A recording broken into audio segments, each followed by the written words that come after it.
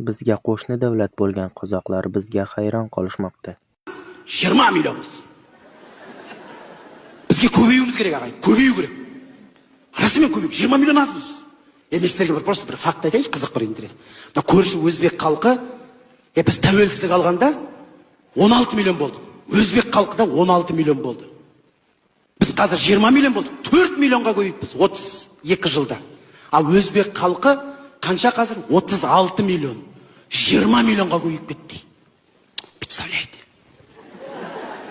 Жоқ, көбейсін, мен шаруам жоқ, дұрыс қой көбейген. Бірақ мен ойлап қарасам, бәріміз ойлап, логикаға салып барамыз.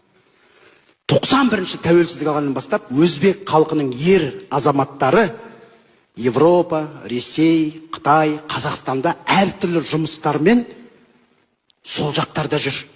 Жылына бір-ақ рет үйлеріне барады. Жылына бір-ақ рет үйлеріне барады. Біз күнде үйдеміз ғой деймді. Біз вообще ешқайға шығып атқан жоқпыз ғой құрсын. Шықсақ та бірге ертіп алып кетіп атып қой елдерімізді. Бір жаққа шығып баратсаң бана ғой, қайда кеттің деген. Ал өзбек халқы бір жылда бір келеді үйлеріне. Вот видите қандай деймді. Жұмыстарында істеп жатыр. Үй жұмыстарында істеп жатыр. Біз жұмыста жартып атқан жоқпыз. 4 millionбыз.